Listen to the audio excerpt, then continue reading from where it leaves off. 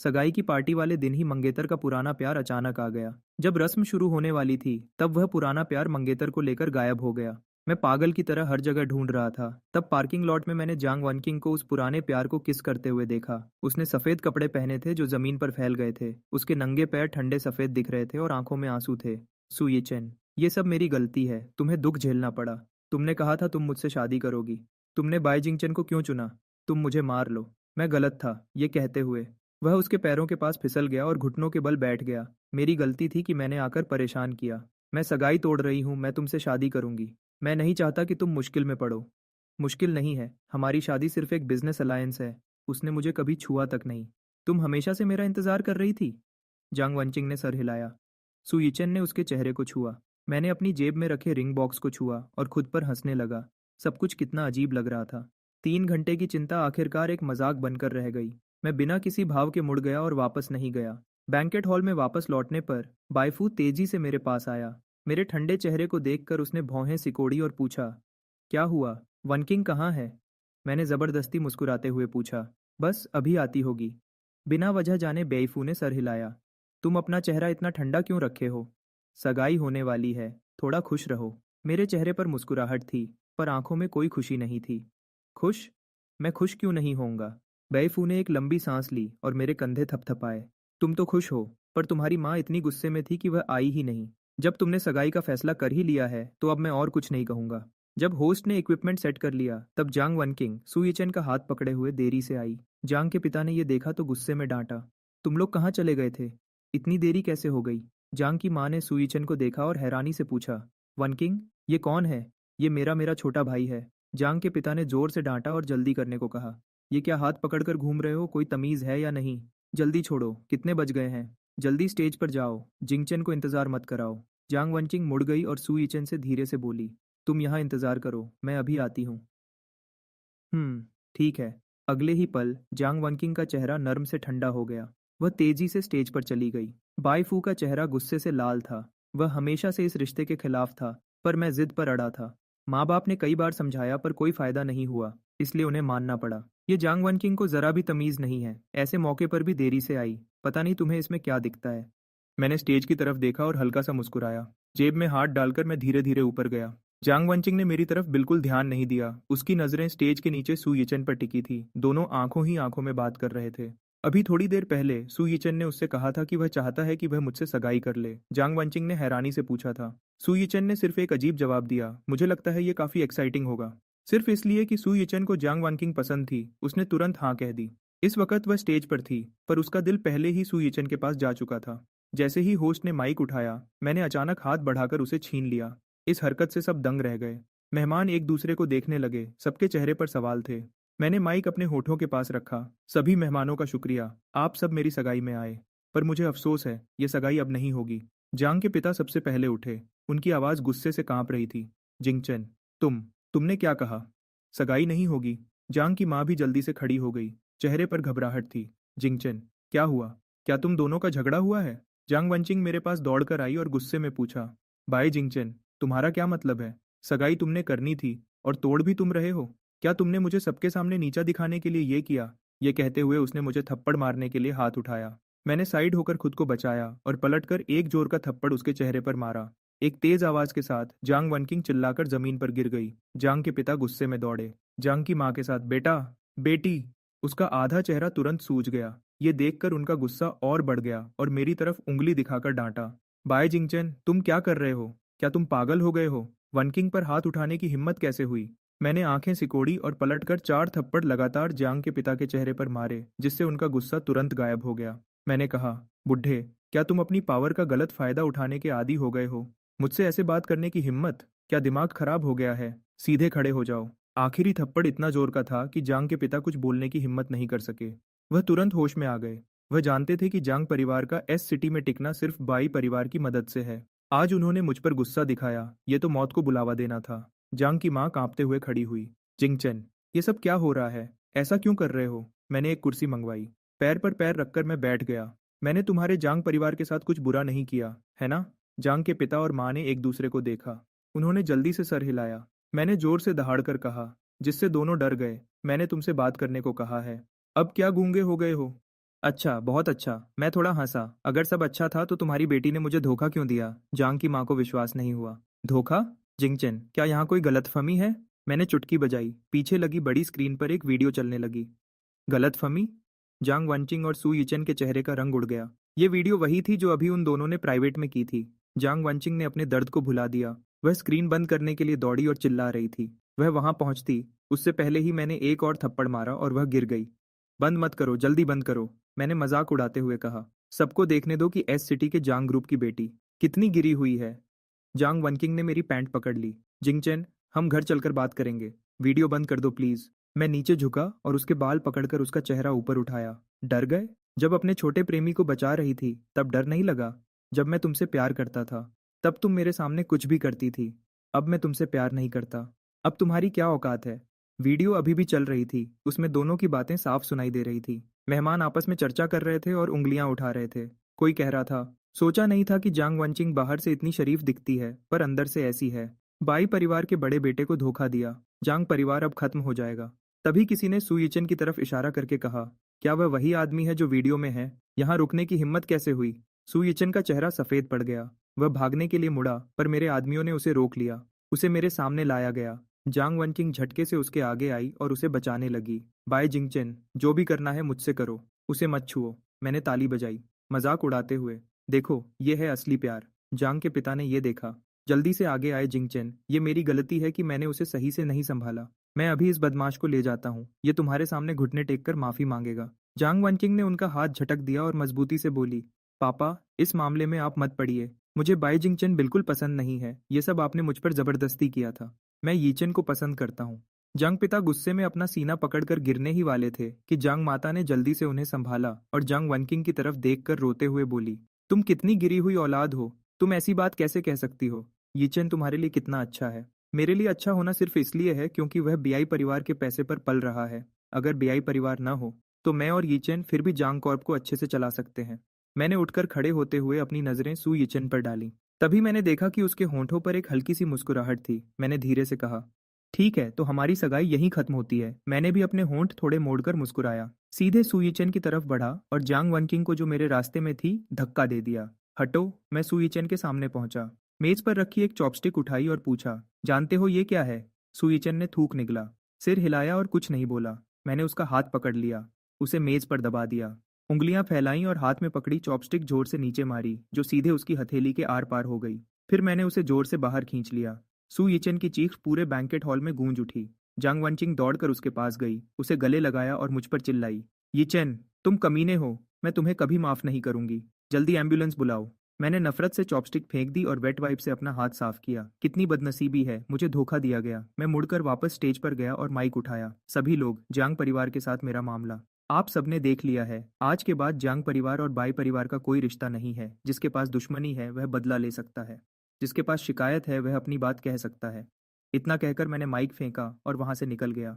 जांग परिवार इन सालों में बीआई परिवार के सहारे एस सिटी में बहुत जुल्म कर रहा था। अब जब उनका सहारा चला गया है तो बहुत से लोगों ने अब अपना इरादा बदल लिया है। हॉस्पिटल के कमरे में सू यिचेन बेड पर लेटा था। उसका हाथ पट्टी से बंधा हुआ था। जांग वनचिंग बेड के पास बैठी थी। चेहरे पर चिंता थी। सू यिचेन ने आंखें खोली। उसने उसे गले लगा लिया और मिन्नत करते हुए बोली, वनकिंग, तुम मत जाओ। जांग वनकिंग धीरे से उसकी पीठ थपथपाने लगी। नहीं, मैं नहीं जाऊंगी, मैं तुम्हारे साथ हूँ। सू यिचेन का चेहरा पछतावे से भर गया। माफ कर दो, ये सब मेरी वजह से हुआ। बाई जिंगचेन के साथ रिश्ता टूट गया। जांग वनचिंग ने तसल्ली दी, इसमें तुम्हारी गलती नहीं है। मैं तो वैसे भी उसे पसंद नहीं करती थी। सू यिचेन के चेहरे पर खुशी दिखी। उसने उसके होंठों को चूम लिया। तभी जांग माता गुस्से में अंदर आई और जांग वनकिंग को डांटने लगी। जांग वनकिंग, तुम जानवर हो। तुम्हारे पिता बगल वाले कमरे में बेहोश पड़े हैं और तुम यहाँ उसके साथ रोमांस कर रही हो। उसने आगे बढ़कर जांग वनकिंग के चेहरे पर एक थप्पड़ मारा। वनकिंग का सूजा हुआ गाल और भी बुरा दिख रहा था। जांग वनकिंग ने भौहें सिकोड़कर जवाब दिया, माँ, डॉक्टर ने कहा है कि पापा को बहुत ज्यादा गुस्सा आया था। यीचेन का इतना खून बह गया है। मैं उसके पास हूं तो क्या हुआ? जांग माता गुस्से से कांपने लगी। आखिर उसने तुम्हें क्या पिलाया है? एक अच्छा भला घर तुमने बर्बाद कर दिया। मैं अपनी खुशी ढूंढ रही हूँ। क्या ये गलत है? मैं जांग कॉर्प को संभाल सकती हूँ और यीचेन मेरी मदद करेगा। जांग माता ठंडे दिल से मुड़कर जाने लगी। ठीक है, तुम यहीं रहो उसके साथ। सु यीचेन ने उसका हाथ खींचा। दिखावा करते हुए बोला, वनकिंग, तुम अंकल को देखने जाओ। आंट को गुस्सा मत दिलाओ। जांग वनकिंग का दिल पिघल गया। उसे गले लगाया। यिचेन, तुम कितने अच्छे हो, मैं अभी जाकर वापस आती हूँ। वह उठने ही वाली थी। सु यिचेन ने अचानक अपना हाथ पकड़ लिया और दर्द में चिल्लाया, आह, हाथ में बहुत दर्द है। जांग वनकिंग जल्दी से बाहर भागी। क्या हुआ, मैं डॉक्टर को बुलाती हूँ। उसके जाते ही सु यिचेन ने तुरंत हाथ नीचे कर लिया। आराम से बेड पर लेट गया। उसकी आंखों में चालाकी थी। दूसरी तरफ bye group S city branch के जनरल मैनेजर ऑफिस में मैं आराम से चाय पी रहा था। सेक्रेटरी चेन फाइल लेकर अंदर आया और रिपोर्ट दी। बाई सर, पता चला है कि सु यिचेन ने वाकई पढ़ाई की थी, लेकिन वह यूनिवर्सिटी 1200 से ज्यादा रैंकिंग पर थी। वह किसी काम की नहीं है। मैंने फाइल उठाई और देखते हुए हंसने लगा। मुझे लगा था कोई बड़ा खिलाड़ी होगा, ये तो बस एक कीचड़ का ढेर निकला। चेन ने पूछा, क्या हमें कुछ करना चाहिए? मैंने हाथ हिलाया। नहीं, बैठकर तमाशा देखो। जांग वंचिंग ने पहले बाई परिवार के सहारे बहुत दुश्मन बनाए थे। अब सहारा नहीं है तो कोई ना कोई तो हिसाब बराबर करेगा ही, जैसा मैंने सोचा था। बाई परिवार का सहारा हटने के बाद बहुत सी छोटी कंपनियों ने जांग कॉर्प के साथ compete करना शुरू कर दिया। हालांकि कुछ पैसे बचे थे। कोई बड़ा नुकसान नहीं हुआ, लेकिन जांग कॉर्प के अंदर पहले से ही डर का माहौल था। ऑफिस में सेक्रेटरी सु वे ने फाइल दी। जंग सर, हुयू कंपनी ने एक तरफा तौर पर कॉन्ट्रैक्ट तोड़ दिया है। जंग वानकिंग ने परवाह नहीं की। फाइल पर साइन करते हुए बोली, जंग कॉर्प के साथ काम करने वाले बहुत हैं, अनाउंसमेंट कर दो, नए सप्लायर्स के लिए टेंडर निकालो। सुवे कुछ कहना चाहती थी, पर आखिर में सिर हिलाकर बाहर चली गई। सुवे के जाने के बाद जांग वनकिंग के फोन पर बैंक का नोटिफिकेशन आया कि 8 मिलियन से ज्यादा खर्च हुए हैं। उसके तुरंत बाद वी चैट पर सुईचेन का मैसेज आया। एक रोल्स रॉयस की तस्वीर थी। वनकिंग, क्या ये अच्छी है? जांग वनकिंग ने वॉइस मैसेज भेजा। आवाज में प्यार था। बहुत अच्छी है, तुम्हारी पसंद बहुत बढ़िया है। सुईचेन ने फिर मैसेज भेजा, मैंने एक फेरारी भी देखी है, क्या मैं उसे खरीद सकता हूँ? जांग वनचिंग ने बड़े दिल से कहा, बिल्कुल, खरीद लो। लेकिन उसने सोचा नहीं था कि टेंडर नोटिस निकालने के बाद एक भी कंपनी ने अप्लाई नहीं किया। सिर्फ इतना ही नहीं, एक के बाद एक पार्टनर्स ने कॉन्ट्रैक्ट तोड़ दिए। पेनल्टी की रकम प्रोजेक्ट रुकने के नुकसान के सामने कुछ भी नहीं थी। जांग वनचिंग ने फाइल जमीन पर पटक दी। चेहरा गुस्से से लाल था। क्या ये बाई जिंगचन की हरकत है? उसकी बस इतनी ही औकात है। वह जितना सोच रही थी उतना गुस्सा आ रहा था। अपना बैग उठाया और बाई ग्रुप की तरफ निकल गई। बाई ग्रुप के लॉबी में जांग वानकिंग सीईओ की प्राइवेट लिफ्ट में जाना चाहती थी। सिक्योरिटी ने उन्हें रोक दिया। ये सीईओ की प्राइवेट लिफ्ट है, कृपया वहां से जाएं। क्या तुम मुझे नहीं जानते? सिक्योरिटी ने ठंडे से हंसकर कहा, जांग सर को जानते हैं, लेकिन बाई सर ने ऑर्डर दिया है। जांग वानकिंग और कुत्ते अंदर नहीं आ सकते। ये बात बहुत जोर से बोली गई थी। लॉबी में सबकी नजरें जांग वनकिंग पर थीं और सब खुसर फुसर कर रहे थे। जांग वनकिंग का चेहरा गुस्से से लाल हो गया। गुस्सा दबाते हुए बोली, मुझे बाई सर से मिलना है, कुछ काम है। सिक्योरिटी ने कंधे उचकाए। क्या अपॉइंटमेंट है? बाई सर बहुत बिजी हैं, उनके पास फालतू लोगों के लिए वक्त नहीं है। काफी बहस के बाद सिक्योरिटी कैप्टन ने आखिरकार इन्फॉर्म किया। चैन से इजाजत मिलने के बाद जांग वनकिंग ऊपर जा सकी। ऑफिस में मैं पैर ऊपर करके गेम खेल रहा था। जांग वनचिंग दरवाजा खोलकर अंदर आई और जोर से मेज पर हाथ मारा। बाई जिंगचन, तुम्हारा क्या मतलब है? सप्लायर्स को कॉन्ट्रैक्ट तोड़ने के लिए कहना, बस इतनी ही औकात है तुम्हारी? मैंने ऊपर देखकर फोन नीचे रखा और उंगली से इशारा किया। वनकिंग, इधर आओ, मैं बताता हूँ क्यों। जांग वनकिंग सावधान होकर पास आई। जैसे ही कुछ कहने वाली थी, मैंने एक थप्पड़ उसके चेहरे पर मारा और वह गिर गई। जांग वनकिंग ने अपना गाल पकड़ लिया। विश्वास नहीं हो रहा था, तुमने मुझे मारा? मैंने ऊपर से उसे देखा। आवाज ठंडी थी। तुम्हारे बाप को भी मैं मार सकता हूँ। तुम क्या चीज हो? मैं पहले सच में अंधा था जो तुम जैसे लोगों को पसंद किया। ये मत कहो कि इसका मुझसे कोई लेना देना नहीं है। अगर मैंने किया भी है तो तुम क्या कर लोगी? तुम और तुम्हारे छोटे प्रेमी के मामले में मैंने गहराई से नहीं देखा, यही बहुत है। अभी तुरंत मेरे ऑफिस से निकल जाओ। मैंने फोन उठाया और कहा, सिक्योरिटी डिपार्टमेंट, आगे से अगर जांग वनकिंग आए तो सीधे बाहर निकाल देना। अभी इसे बाहर फेंको। जांग वनकिंग को सिक्योरिटी ने पकड़कर ऑफिस से बाहर घसीट दिया। दिल में पहली बार पछतावा हुआ। अगर वह अभी भी मेरी गर्लफ्रेंड होती तो वह कभी इतनी बुरी हालत में न होती। बाय ग्रुप की बिल्डिंग से बाहर निकलते ही जांग वनकिंग का फोन बजा। सुवे की आवाज रोते हुए फोन से आई, जांग सर, बुरा हो गया है। बोर्ड मेंबर्स बोर्ड मीटिंग बुला रहे हैं आपको सीईओ के पद से हटाने के लिए। जांग कॉर्प के मीटिंग रूम में माहौल बहुत तनावपूर्ण था। 10 से ज्यादा बोर्ड मेंबर्स मीटिंग टेबल के चारों तरफ बैठे थे। जांग वानकिंग में सीट पर बैठी थी। एक मिडिल एज बोर्ड मेंबर ने पहले बात शुरू की, जांग सर, अब जांग कॉर्प की हालत आपने देख ही ली है। मुझे लगता है कि आप अब इस सीईओ के पद के लायक नहीं हैं। एक और बोर्ड मेंबर ने हाँ में हाँ मिलाई। सही कहा जांग सर। चेयरमैन अभी भी हॉस्पिटल में हैं, जिंदगी और मौत के बीच। एक बेटी होने के नाते आपको उनकी देखभाल करनी चाहिए। सुना है कि सीईओ हमेशा अपने प्रेमी के साथ घूम रही हैं। चेयरमैन बेहोश हैं और वह एक बेटी होने के नाते उन्हें देखने तक नहीं गई। बोर्ड मेंबर्स एक के बाद एक बोलने लगे, जिससे जांग वनकिंग का चेहरा लाल हो गया। जांग वनकिंग ने जोर से टेबल पर हाथ मारा। चिल्लाते हुए बोली, जब मैं ग्रुप के लिए पैसे कमा रही थी तब तुम लोग कुछ नहीं बोल रहे थे। अब जब ग्रुप को थोड़ी सी मुश्किल आई है तो तुम लोग मुझे हटाने की जल्दी कर रहे हो। एक बोर्ड मेंबर ने लापरवाही से हाथ हिलाया। छोड़ो। ग्रुप पहले जो प्रॉफिट कमा रहा था उसका तुम्हारी मैनेजमेंट से कोई लेना देना नहीं था। बाय ग्रुप का सहारा था, इसलिए अगर एक सुअर भी सीईओ की कुर्सी पर बैठा होता तो वह भी पैसे कमा लेता। उसने जांग वनकिंग की तरफ देखा और ताने मारते हुए कहा, जांगजोंग, क्या तुम सच में यह सोचती हो कि तुमने ये पैसे अपनी काबिलियत से कमाए हैं? अगर तुम सच में ऐसा सोचती हो तो हमें तुम्हें निकालना ही पड़ेगा। मैं किसी बेवकूफ के हाथ में अपना इन्वेस्टमेंट नहीं देना चाहता। यह बातें बिना किसी लिहाज के सीधे निशाने पर लगीं। जांग वनकिंग गुस्से में कुछ बोल नहीं पाई। तुम, उस डायरेक्टर ने बात बढ़ाते हुए कहा, तुम क्या? मैं तो बस सच बोल रहा हूँ। यहाँ मौजूद कौन सा डायरेक्टर ऐसा नहीं सोचता? जांगजोंग, मैं तुम्हें सलाह देता हूँ कि तुम खुद इस्तीफा दे दो, शायद ग्रुप बच जाए। अगर तुमने जिद की और नहीं छोड़ा तो मुझे अपना इन्वेस्टमेंट वापस लेना पड़ेगा। एक महिला डायरेक्टर ने गंभीर चेहरे के साथ हामी भरी। मैं भी वही करूंगी। एक और डायरेक्टर ने कहा, मैं भी। एक और डायरेक्टर बोला, मैं भी। अभी इन्वेस्टमेंट वापस निकाल लूंगा तो कुछ मिल जाएगा, और ज्यादा खींचा तो शायद सब कुछ डूब जाएगा। जांग वनचिंग ने दांत पीसते हुए एक एक शब्द पर जोर देकर कहा, तुम लोग हद कर रहे हो। एक शेयर होल्डर ने ताने भरी नजर उसके चेहरे पर डाली। जांगजोंग, सुना है मीटिंग से पहले तुम बायशी ग्रुप गई थी। लगता है वहां से मुंह की खानी पड़ी। यह कहकर उसने दूसरे शेयर होल्डर्स की तरफ देखा और जोर जोर से हंसने लगा। जांग ग्रुप में मेरे जांग परिवार का 57% शेयर है। तुम्हें मुझे निकालने का कोई हक नहीं है। जांग वनकिंग का सख्त रवैया देखकर शेयर होल्डर्स के चेहरे तुरंत उतर गए। जांग परिवार के बाद तीसरे सबसे बड़े शेयर होल्डर चेनशंग ने कहा, तो इसका मतलब जांगजोंग सीईओ की कुर्सी पर बने रहना चाहती हैं? हाँ बिल्कुल। जांग ग्रुप हमारे जांग परिवार का है, तुम्हारा नहीं। तुम लोग तो बस बैठे बैठे फायदा उठाने वाले हो। तीसरा बड़ा शेयर होल्डर गुस्से से लाल पीला हो गया। अच्छा, बहुत अच्छा। अगर ऐसा है तो मुझे यहाँ रुकने की कोई ज़रूरत नहीं है। यह कहकर वह सीधा उठा और मीटिंग रूम से बाहर चला गया। उसके बाद बाकी शेयर होल्डर्स भी एक एक करके उठकर चले गए। जब सब चले गए तो जांग वनकिंग गुस्से में टेबल पर रखी फाइल्स को नीचे गिरा दी। ये कमीने लोग, जब पैसे कमाने का वक्त था तब तो कुछ नहीं बोले।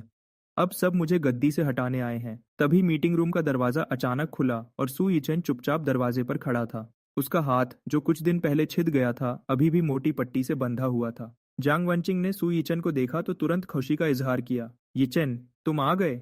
सू यीचेन ने मुस्कुराते हुए जमीन पर बिखरे सामान को देखा और एक हाथ से जांग वनचिंग की पतली कमर को पकड़ लिया और पूछा, क्या हुआ?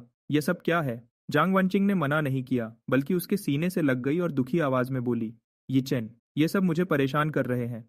तुम कब आओगे और मेरी मदद करोगे? सू यीचेन थोड़ा झिझका, फिर मुस्कुराते हुए पट्टी बांधा हाथ उठाकर इशारा किया कि वह मजबूर है।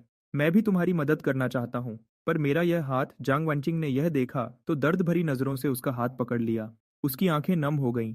मैं समझती हूँ यीचेन, मैं जानती हूँ तुम मेरी मदद करना चाहते हो। तुम पहले अपना इलाज करवाओ, ठीक होने के बाद बात करेंगे। सू यीचेन ने लंबी सांस ली। वनकिंग, मैं तुम्हारी मुश्किल समझता हूँ। सुना है बाई परिवार की ताकत बहुत ज्यादा है। जांग वनचिंग ने सर उठाकर प्यार भरी नजरों से उसकी तरफ देखा और सर हिलाया। सू यीचेन की आंखें घूमी और उसने पूछा, और बाई परिवार की विदेश में क्या ताकत है? जांग वनचिंग ने थोड़ी देर सोचा। बाई परिवार की विदेश में भी ताकत है, लेकिन वह देश जितनी मजबूत नहीं है। सू यीचेन ने सोचते हुए सर हिलाया। ऐसा है क्या? एक महीने बाद एक शानदार क्लब के कैबिन में जांग वनकिंग का चेहरा गुलाबी था। दोनों हाथों से वाइन का ग्लास पकड़े वह बड़े सम्मान के साथ अपने पास बैठे एक काले व्यक्ति से बोली, मिस्टर माइक, मैं आपके लिए टोस्ट करती हूँ। माइक गर्व से कुर्सी पर पीछे होकर बैठा था। एक हाथ से वाइन ग्लास उठाया और लापरवाही से थोड़ा ऊपर किया। टूटी फूटी चाइनीज में बोला, जांगजोंग बहुत विनम्र हैं। मैं और सू अच्छे दोस्त हैं। तुम उसकी गर्लफ्रेंड हो, इसलिए मैं यह काम जरूर करूंगा। यह सुनकर जांग वनकिंग के चेहरे पर तुरंत खुशी आ गई और उसने एक घूंट वाइन पी ली। उसके लिए बहुत बहुत शुक्रिया मिस्टर माइक। माइक ने भी मुस्कुराते हुए थोड़ी वाइन पी। तभी सू यीचेन बोला, वानकिंग, मैं और माइक अच्छे भाई हैं। उसका परिवार अमेरिका में एक बड़ा परिवार है। अगर वह तुम्हारी मदद करेगा तो बाय परिवार कुछ भी नहीं है। जांग वनकिंग ने बार बार सर हिलाया और शुक्रगुजार होकर बोली, शुक्रिया यीचेन। सू यीचेन ने उसकी कमर पकड़ी और लापरवाही से बोला। जांग वनचिंग को गले लगाकर माइक से बातें करने लगा, जैसे वह बहुत करीबी हो। वनकिंग, तुम ऐसा कहकर पराया कर रही हो। आखिर मैं तुम्हारा बॉयफ्रेंड हूँ। जब पार्टी खत्म होने वाली थी, माइक ने अचानक कहा, सुना है चाइना की संगीत संस्कृति बहुत मशहूर है। आज कोई काम नहीं है, मैं घूमना चाहता हूँ। जांगजोंग, आपका क्या ख्याल है? इस वक्त जांग वनकिंग का चेहरा लाल था। साफ लग रहा था कि उसे नशा चढ़ गया है। लेकिन माइक की बात सुनकर उसने अनजाने में सू यीचेन की तरफ देखा। सू यीचेन ने उसे भरोसा दिलाने वाली नजर से देखा। धीरे से बोला, वानकिंग, मैं तुम्हारे साथ चलूंगा। माइक एक बड़ा क्लाइंट है, हम उनकी खातिरदारी में कोई कमी नहीं छोड़ सकते। जांग वनकिंग ने लाल चेहरे के साथ मासूमियत से सर हिलाया। माइक, तो फिर हम क्लब के केटीवी चलते हैं। बिल्कुल, चलो अभी चलते हैं। सु यिचेन ने अनजाने में जांग वनकिंग की तरफ देखा। जैसा तुम चाहो। जांग वनकिंग उठी। मैं पहले वॉशरूम हो आती हूँ। यिचेन, तुम और माइक नीचे हॉल में चलो। ठीक है वनकिंग। जांग वनचिंग बिना फोन लिए सीधे वॉशरूम की तरफ चली गई। जैसे ही वह कैबिन से बाहर निकली, माइक का चेहरा तुरंत चिंता से भर गया। सू, क्या हम ऐसा कर सकते हैं? सू यिचन ने एक उंगली उठाकर कहा, माइक, तुम बस मुझ पर भरोसा रखो। ये औरत बहुत बेवकूफ़ है। हम एक बड़ा अमाउंट निकालेंगे, आधा आधा बांट लेंगे और विदेश में मजे करेंगे। भले ही जांग ग्रुप की मार्केट वैल्यू कम हो गई है, लेकिन इस बार हम हर कोई कम से कम इतना तो निकाल ही सकते हैं। माइक ने भौहें सिकोड़कर पूछा, यह कितना है? सू यिचन ने धीरे से संख्या बोली, 10 मिलियन US डॉलर्स। माइक तुरंत सीधा बैठ गया। उसकी आंखों में चमक आ गई। इतना ज्यादा? सू यिचन ने यकीन के साथ कहा, हाँ, और यह तो बस कम से कम अनुमान है। 10 मिलियन US डॉलर्स माइक के लिए बॉडीगार्ड की नौकरी छोड़कर ऐश करने के लिए काफी थे। उसकी छोटी आंखें घूम रही थीं। वह मन ही मन हिसाब लगा रहा था। तभी टेबल पर रखा जियांग वनकिंग का फोन वाइब्रेट हुआ। सू यिचेन ने कॉलर आईडी देखी तो उसका चेहरा तुरंत उतर गया। उसने नफरत से कुछ बोला और सीधा नंबर ब्लैकलिस्ट में डाल दिया। फिर वही बुढ़िया कमीनी। वॉशरूम के अंदर जियांग वनचिंग लाल चेहरे के साथ बाहर निकली। वॉश बेसिन के पास मैं हाथ धो रहा था। मुझे देखकर जांग वनकिंग ऐसे चौंक गई जैसे उसे करंट लग गया हो। बाय जिंगचेन, तुम यहाँ क्या कर रहे हो? क्या तुम मेरा पीछा कर रहे हो? मैंने नल बंद किया और मुड़कर देखा। जांग वनचिंग मुझे उंगली दिखाते हुए गुस्से में बोली। मेरे बोलने से पहले ही वह इल्जाम लगाने लगी। बाय जिंगचेन, तुम बहुत घटिया हो। पर उससे क्या फर्क पड़ता है? इस बार जांग ग्रुप में इन्वेस्टमेंट मैक्स ग्रुप कर रहा है। क्या तुम जानते हो, देश के टॉप 10 ग्रुप्स में से एक तुम्हारा बाय परिवार उनके सामने कुछ भी नहीं है। मैं तो उसे भाव ही नहीं देना चाहता था, पर मैक्स ग्रुप का नाम सुनकर मैंने भौहें सिकोड़ी। तुम मैक्स ग्रुप की बात कर रही हो? जांग वनचिंग गर्व से बोली। और नहीं तो क्या, भले ही तुम जानते हो, पर उससे क्या? जंग ग्रुप ने मैक्स का ऑर्डर ले लिया है। अब तुम्हारा बाय परिवार मेरा क्या बिगाड़ लेगा? मैंने हल्की हंसी हंसी और बिना कुछ कहे मुड़कर चला गया। मुबारक हो, मुबारक हो। जंग वानकिंग हैरान रह गई। मैं डर क्यों नहीं रहा था? हैरान भी नहीं हुआ। वह तो मैक्स ग्रुप है, क्या मुझे नहीं पता? ये नामुमकिन है। मैं जैसे ही कैबिन के बाहर पहुंचा, मैंने रुककर अपने पीछे वाले बॉडीगार्ड को इशारा किया और उसके कान में कुछ धीरे से कहा। फिर मैं बगल वाले कैबिन में चला गया। कैबिन में एक अमेरिकन चेहरे वाला नौजवान बैठा था। उसने महंगे सूट पहने थे, सुनहरे बाल, नीली आंखें और मजबूत शरीर था। वह मैक्स परिवार का पहला उत्तराधिकारी जॉन मैक्स था। मुझे वापस देखकर जॉन खुशी से उछल पड़ा और टेबल पर रखे खाने की तरफ इशारा किया। खाना खाते हुए बोला, अरे जल्दी आओ, ये डिश बहुत स्वादिष्ट है। हमारे देश के चाइनीज रेस्टोरेंट्स में ऐसा असली स्वाद नहीं मिलता। मैं बैठ गया और बोला, जॉन, तुम मैक्स परिवार के वारिस हो। चाइनीज खाना खाना कौन सा मुश्किल काम है? जॉन ने हाथ हिलाया। चाइनीज खाना ढूंढना आसान है, मुश्किल तो ये स्वाद है। जब भी मैं यहाँ आता हूँ सबसे पहले अपने पेट को संतुष्ट करता हूँ। दोनों थोड़ी देर तक हंसे। फिर मैंने अचानक पूछा, जॉन, मैंने सुना है तुम इस बार ल्यू ग्रुप के साथ कोलैबोरेट कर रहे हो। जॉन ने सर उठाया। उसका चेहरा सवालों से भरा था। कौन सा ल्यू ग्रुप? मैंने कभी नहीं सुना और न ही मेरा ऐसा कोई इरादा है। मेरा दिमाग तेजी से चला और मैंने तुरंत फैसला कर लिया। या तो जॉन झूठ बोल रहा है, या फिर जांग वनकिंग झूठ बोल रही है, या फिर जांग वनकिंग को किसी ने उल्लू बनाया है। पहले दो संभावनाएं बहुत कम हैं, जाहिर है कि तीसरी ही सच है। जॉन अचानक गंभीर हो गया और जोर से हंसते हुए बोला, सही कहा। इस बार हमारा परिवार हुआक्सिया में अपने बिजनेस का विस्तार कर रहा है। मैं ये जिम्मेदारी तुम्हारे बीआई ग्रुप को देना चाहता हूँ। हुआक्सिया में एक पुरानी कहावत है, फेई शुई बुलियू वायरेंतियन। हा हा हा। मैं जोर से हंसा और बोला, जॉन, तुम हुआक्सिया में इतने समय से रह रहे हो कि तुमने मुहावरे बोलना भी सीख लिया। जॉन ने रेड वाइन का ग्लास उठाया और हल्का सा मुस्कुराया। मुझे ये देश बहुत पसंद है। अगले 2 घंटों से ज्यादा समय तक हम कोलैबोरेशन की डिटेल्स पर चर्चा करते रहे। अंत में हम एक सहमत पर पहुंचे। तभी बॉडीगार्ड ने दरवाजा खटखटाया और अंदर आकर मेरे कान में कुछ धीरे से कहा। मैं हैरान रह गया, फिर मुस्कुराया और बॉडीगार्ड को 2 बातें कहकर वहां से भेज दिया। जॉन ने उत्सुकता से पूछा, अरे क्या हुआ? कोई अच्छी खबर है? मैंने कहा, जॉन, कल तुम्हें एक नाटक दिखाने ले जाऊंगा। जॉन थोड़ा हैरान हुआ, फिर हंसकर बोला, नाटक? हुआक्सिया का नाटक हजारों सालों से चला आ रहा है, देखने लायक तो होगा ही। मैं रहस्यमयी तरीके से मुस्कुराया। ये नाटक नहीं, एक बड़ा खेल है। मजा आएगा। जॉन ने कहा, ओह, तब तो मुझे बहुत इंतजार रहेगा। केटीवी के कमरे के अंदर से माइक, सुयिचन और जांग वनकिंग बाहर निकले। जांग वनकिंग को दोनों ने पकड़ रखा था, जैसे वो कोई कीचड़ का ढेर हो। माइक ने थोड़ा घबराते हुए पूछा, सू, क्या ये सही रहेगा? सुयिचन ने चारों तरफ देखा और चिढ़ते हुए बोला, माइक, तुम कितने डरपोक हो। आज मजे कर लो, कल मैं उसे समझा दूंगा। माइक ने फिर पूछा, अगर उसने पता लगा लिया तो क्या करेंगे? सुयिचन ने बुरी तरह हंसते हुए कहा, वो बाद की बात है। कल जब कॉन्ट्रैक्ट साइन हो जाएगा और पैसे अकाउंट में आ जाएंगे, तब तक हम भाग चुके होंगे। माइक ने हंसते हुए हाँ में हाँ मिलाई। सू, तुम सच में एक कमीने हो। दोनों की साजिश जांग वनकिंग ने एक शब्द भी नहीं सुनी। उसे वैसे ही कमरे में घसीट लिया गया। अगली सुबह सू यिचेन दरवाजे की खटखटाहट से जागा। उसने अनजाने में अपने बगल में देखा देखा कि माइक जांग वनचिंग के ऊपर पड़ा था। वो तुरंत डर के मारे कांप उठा। उसने जल्दी से माइक को थपकी देकर जगाया, उसे घूरा और धीमी आवाज में डांटा। वो जल्दी से दरवाजे की तरफ गया, सोचा कि ब्रेकफास्ट देने वाला आया है। तुम पागल हो गए हो? क्या मैंने तुम्हें सुबह जल्दी निकलने को नहीं कहा था? अभी तक गए नहीं?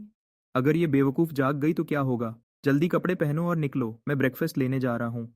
उसने दरवाजा खोला तो बाहर पत्रकारों की एक बड़ी भीड़ थी। सबने अपने कैमरा उसकी तरफ कर रखे थे। पत्रकारों ने सू यिचेन को देखते ही उत्साह दिखाया। ये वही आदमी है जो बाई साहब की शादी में जांग साहब के साथ चिपका हुआ था। एक पत्रकार ने ये कहते हुए सीधे सू यिचेन को धक्का दिया और कमरे में घुस गया। लगता है जांग साहब सच में अंदर हैं। सू यिचेन को तब समझ आया, लेकिन तब तक बहुत देर हो चुकी थी। पत्रकारों की बड़ी भीड़ अंदर घुस आई। कमरे के अंदर पागलपन की तरह फोटोज लेने लगे। माइक ने अभी कपड़े नहीं पहने थे। पत्रकारों को देखकर जल्दी से अपने चेहरे को हाथ से ढक लिया। किसी ने चिल्लाया, जल्दी देखो, क्या बेड पर जांग ग्रुप की सीईओ जांग वनकिंग है? किसी ने कहा, हे भगवान, जांग साहब इतने शौकीन हैं, तभी तो बाई साहब ने उनसे सगाई तोड़ दी। मैं होता तो मैं भी नहीं करता।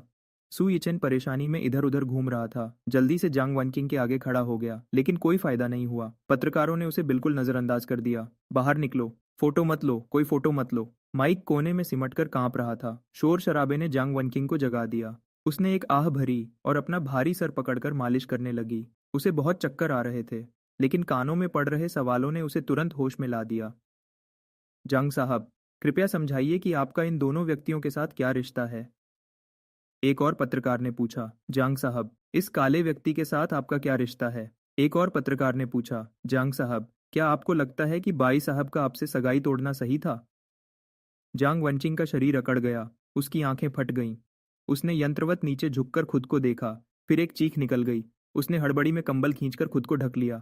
मैं तुम पर केस करूंगी, मैं पुलिस को बुलाऊंगी। उसने मुड़कर माइक को पुकारा, पुलिस को बुलाओ। लेकिन पीछे कोई नहीं था। सू यिचेन पहले ही गायब हो चुका था। वो भाग गया।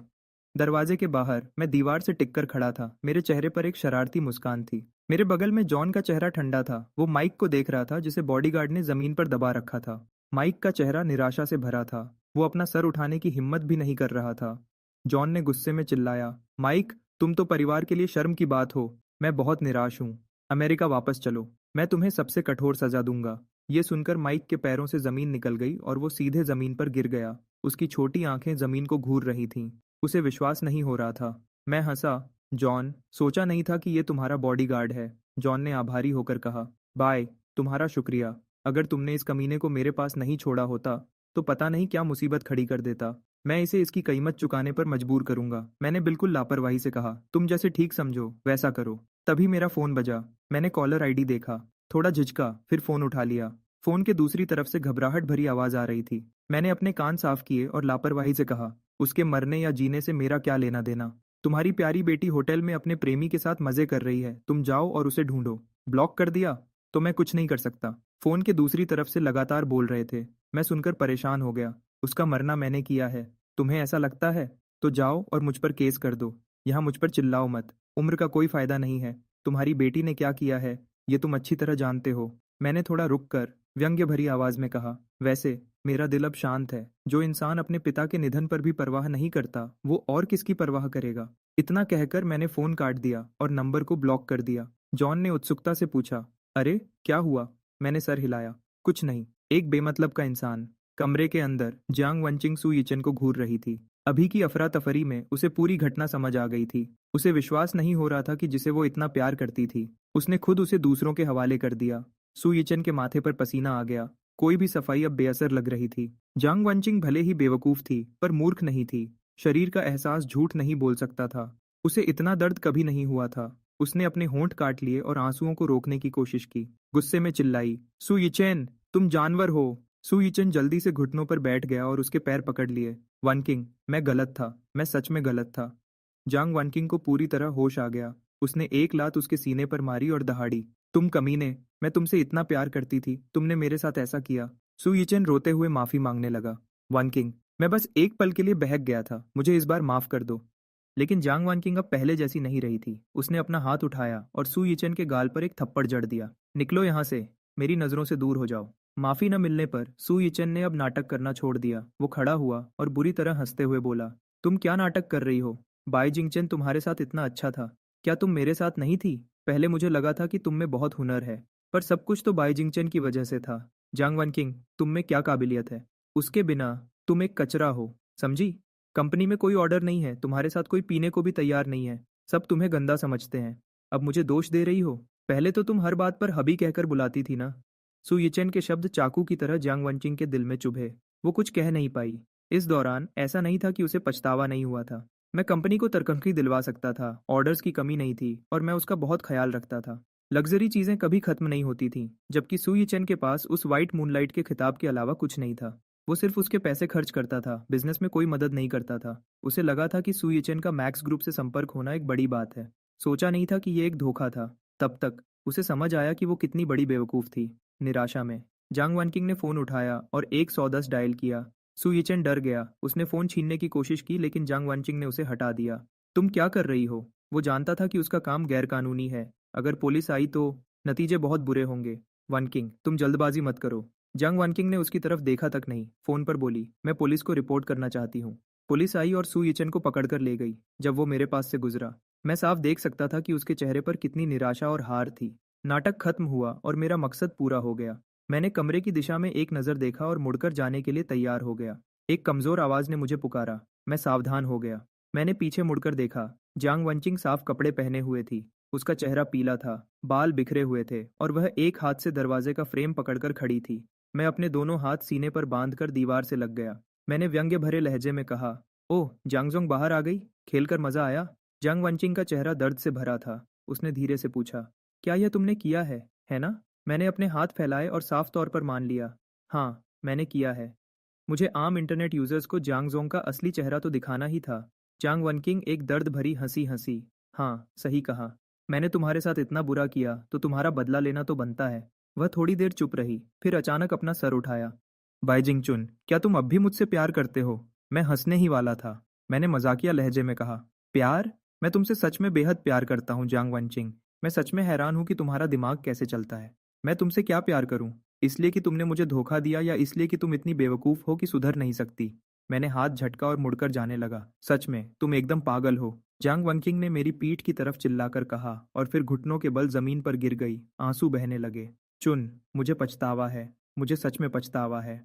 मैं रुक गया और बिना पीछे मुड़े कहा, तुम्हें पछतावा नहीं हो रहा। तुम बस ये जान गई हो कि तुम बेवकूफ़ हो और तुम्हारी कंपनी खत्म होने वाली है। नहीं, ऐसा नहीं है। मैं और उलझना नहीं चाहता था। मैं आगे बढ़ गया। तुम क्या हो, ये ज़रूरी नहीं है। ज़रूरी ये है कि मैं तुम्हारे बारे में क्या सोचता हूँ। 2 कदम चलने के बाद मैं फिर मुड़ा और याद दिलाया। हाँ, अभी तुम्हारी माँ का फ़ोन आया था। कह रही थी कि तुम्हारे पिता मर गए हैं। तुम्हारा फ़ोन कोई उठा नहीं रहा था तो मैंने तुम्हारी जगह उठा लिया। जांग वनकिंग को जैसे बिजली का झटका लगा। वह जानती थी कि मैं ऐसी बातों का मजाक नहीं बनाता।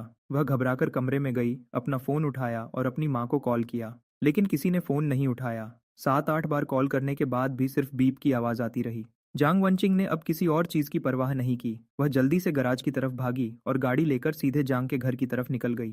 जब वह जांग विला पहुंची तो आंगन सफेद कपड़ों से सजा हुआ था। साफ था कि वहां अंतिम संस्कार की तैयारी चल रही थी। गाड़ी से उतरने के बाद जांग वनचिंग के पैर लड़खड़ाने लगे और वह गिरते गिरते बची। वह मुश्किल से दरवाजे तक पहुंची और फेस स्कैन करके अंदर गई। जांग परिवार के रिश्तेदार और दोस्त काले कपड़ों में थे। सभी गंभीर चेहरे के साथ खड़े थे। आंगन के बीच में उसके पिता की तस्वीर रखी थी।